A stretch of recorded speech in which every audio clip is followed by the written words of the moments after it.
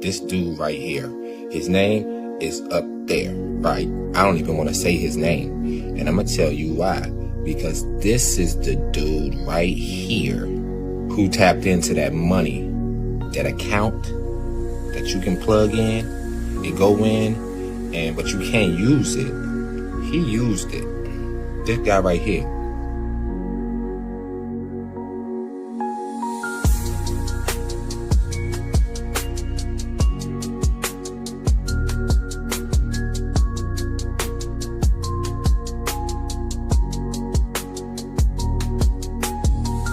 But I wanted to just kind of pinpoint or elaborate a little, if you will, about Randy and his doings and how it ended, how he landed in jail. He was so fast and spot on with using the TDA accounts when One People's Public Trust was created by Heather and several others, filed documents with the, UCC documents that foreclosed the corporations, people, what they're doing right now, and and putting out my story of the experience, firsthand details that I have from being right there. And but this all started with Harvey Dent's video the first week in July. What happened is Randy saw the video, with the Social Security card and, connect to your accounts and you can, do this and do that. He jumped on it. He really, literally jumped on it and was so fast and so successful with that information that now he's in jail. He did nothing wrong. I mean, it was his Social Security number that allowed him to have access to these funds that were accepted at USAA Bank. And he bought CDs, and I was with him on the phone as he was buying multiple CDs. So there's another one. I just did another one. What happened and allowed him to buy, cash out some CDs, one or two of them, which they were large CDs. They were, pretty, almost $1 million each. So this is what Randy had to deal with, and this is what I had to deal with, and there were a lot of surprises, but Randy had his own design. For those that are going to be watching this recording, what we're talking about now is Randall Keith Beane. The story is out on a number of different blog posts. Essentially, the process that he went through was he utilized his Treasury Direct account to purchase a number of CDs, high-volume CDs through his USAA Bank. At which time those were processed, went through. He did everything legally, lawfully, by the book. All his I's were dotted, T's were crossed. There was nothing he did that was illegal. And he used those funds in his USAA bank to authorize a wire transfer to make the purchase of a very large, oversized coach to the tune of $500,000. What was it? A number of days later, he was then arrested without warrant, without charges by officers that were unwilling to really share who they were. The main thing and the reason that they apprehended him or kidnapped him, beat him, injured him, and took him away without a warrant is because he accessed huge amounts and successfully wire transferred funds to an RV dealership, and also at Heather's direction was able to get the MSO or the MCO, the manufacturer's certificate of origin, which shows he has that or had that. It's still with his belongings, but he doesn't have it with him in jail. It was crazy. It was fun. But at the expense of now him being, the immediate contrast happened just, pretty immediately, the balance of that. He was excited and doing this, doing all this that first week in July.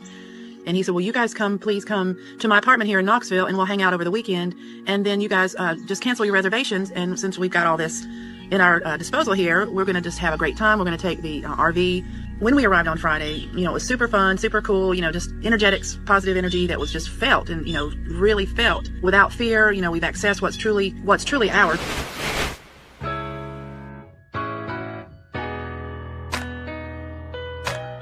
The other thing about the arrest is there was only one official officer there on duty that day.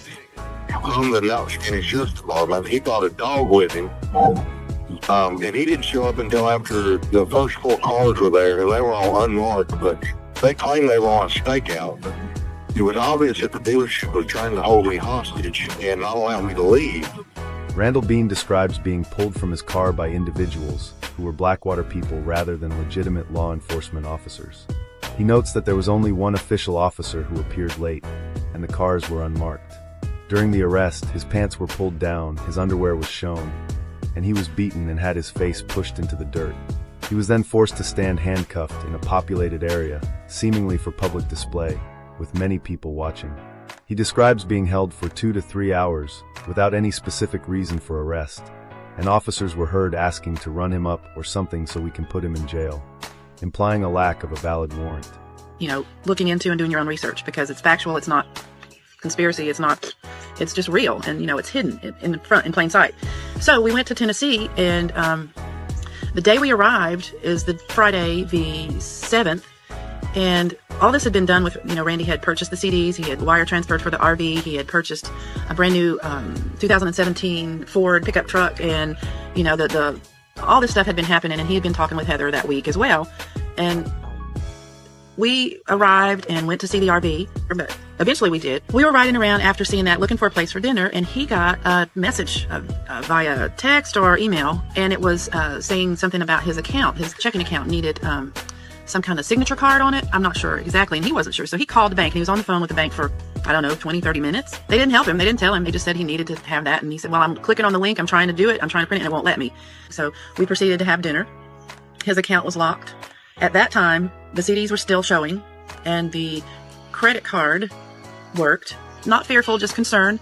And we had a really nice dinner. It was concerning him, of course, because he couldn't access his account. And that was what we were going to use to go to Tennessee, Saturday and Sunday. He received notice that he had purchased, I think it was 27 or 29 CDs, separate CDs, 12 of which were blocked, and 10 or more were still available at that time. Anyway, eventually his credit cards were shut down, and all this stuff was happening. So here we were with Randy. He wasn't alone, and he was grateful that he wasn't alone while this was happening. This is what we need to happen, on a large scale, because Randy really did go big, and he went fast, and it was successful because it was so fast. He purchased the RV with a wire transfer, and he paid off vehicles, and while we were there visiting, he received the titles for those vehicles.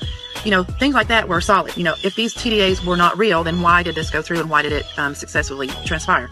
That's the bottom line. It's his social security number. He did nothing wrong. Everyone else can do the same thing.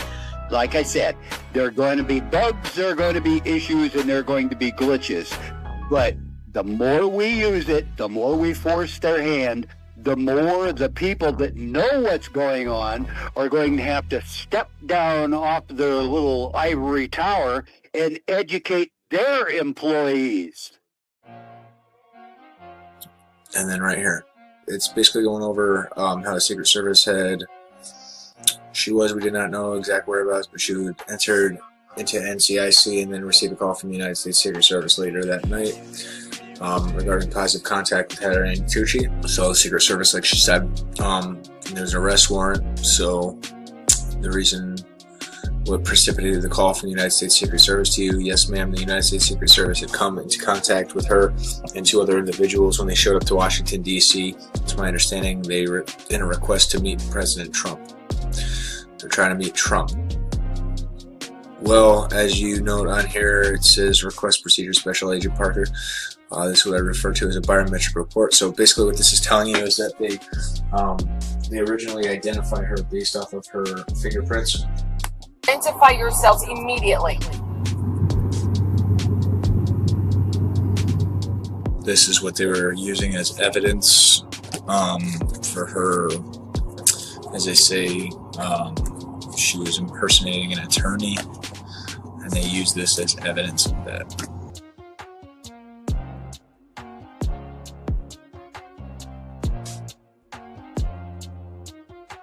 It's his social security number. He did nothing wrong. Everyone else can do the same thing. However, up to the individual how they want to handle and what they want to attempt. Many of us, myself included, have used the routing numbers and the social number as the account number that goes through. And then days later, it's reversed. And some of us that have done this have experienced the reversal being reversed. I can't explain it. I don't know. Some people are saying that August the 1st was the date that this was supposed to actually be allowed. I don't know anything about that, but I did run across a video or a post somewhere that was saying that's what happened, is we all did it too fast. So maybe that's why the reversal was reversed after August 1st. I don't know, but it happened, and Randy's paying the price for us all because of what he did and went so big. And then Heather is in Washington, D.C. in jail because she came to Knoxville and then to D.C. because of Randy's incarceration, because USA Bank, main branch, main headquarters, whatever, is in San Antonio. And so they were going to go get Heather and go to San Antonio and get this straightened out with her documents. So when everything turned about and everything was cut off for Randy, the 10th of July, I was with Randy at the RV dealership. on the phone with Heather via, conference call, talking to the dealership because they had notified Randy that someone is trying to reclaim the money or say that he wants the money returned. And he, over the phone, said, "No, I'm not. I assure you that I'm not. The RV is mine and I want it. And that's your cash. That's your money." So due to the amount of the money, it's got them a little concerned.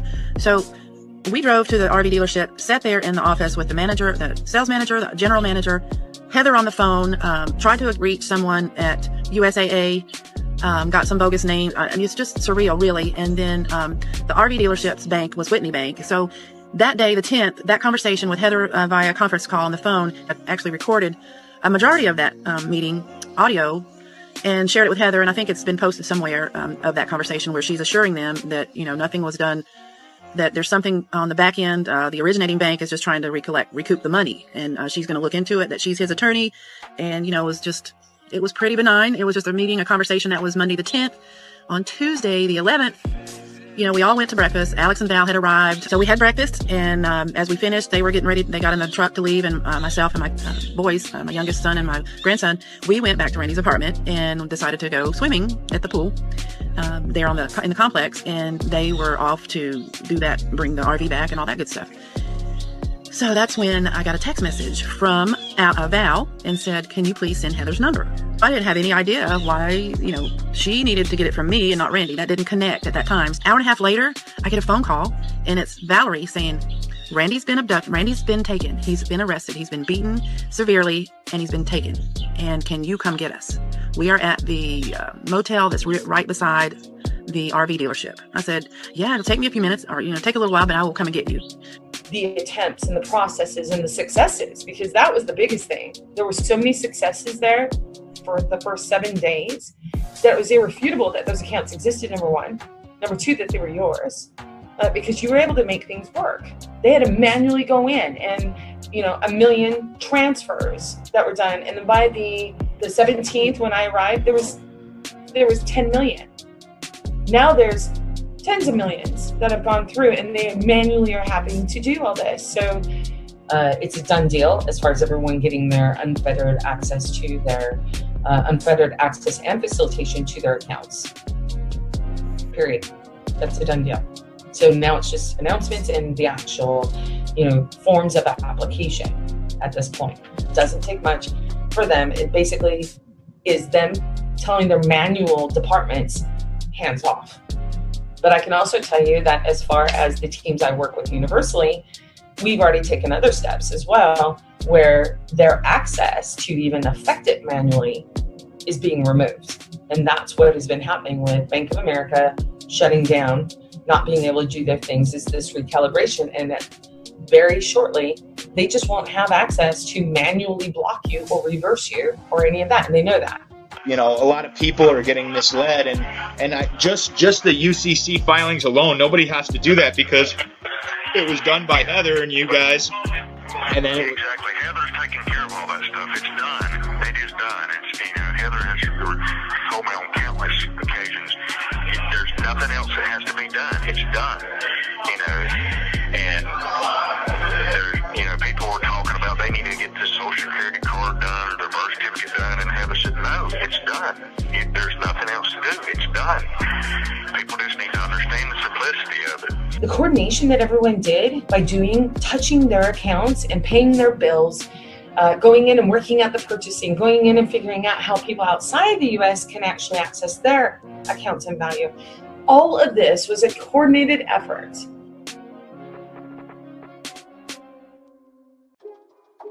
And he was like, "This is just a simple extradition. Who cares if he gets extradited?" And that's when I about lost it. And I said, "You have no idea what the facts of this case are." I said, "It's not what it appears." I said, "That Colorado warrant, it was bogus, yes, but it was so much more than that." I said, "You have no idea what Randall has gone in to do for everyone. He went in to uncover the shadow parts of the governments that are running around, because you have people touching accounts that are in their names. It's the Treasury Direct accounts." I go, "You have one, your kids have one. Randall did this for you guys." I said, "And I'm just keeping him alive, and so he doesn't disappear." And that's what Colorado was all about. And he just kind of sat there, and you could kind of see he was resisting and and he went to, you can see his wheels going to a script. And then it was just kind of like, well, and then he went to the thing that was known as control. Well, who's going to pay me? What I've known and what I see is that if it's like a prepaid thing, or if it's like a utility type of thing, once it's paid, it's paid. They can't even reverse that, although they attempt to. But at the same time, when they do, it exposes them who did it. And now here's the kicker. Now you motherfuckers have to explain to everybody why'd you do it. These accounts are in our names. Why did you not authorize my transaction? Why did you not authorize me to pay my bill? Huh? It clearly says my fucking name right there. Your TDA is also what they're banking off of when you go to the courtrooms. Yep. Your TDA is what's paying them to keep your ass in jail. And because you don't know nothing about it, your ass is staying in jail. It's all a fraudulent system that they created and they didn't tell you about it. So now you're in a fraudulent system that they're banking off of you in many ways. And that system is crumbling right before your fucking eyes. And all those that like to keep that system in place are being eliminated. Whether it's a straight up assassination where they leave the body for the authorities to pick you up, whether it's an evaporation and your mind wipes the people around you so they never knew you exist, whether it's you going to jail and being military tribunaled. You dumb motherfuckers are paying the piper, and you're paying with your souls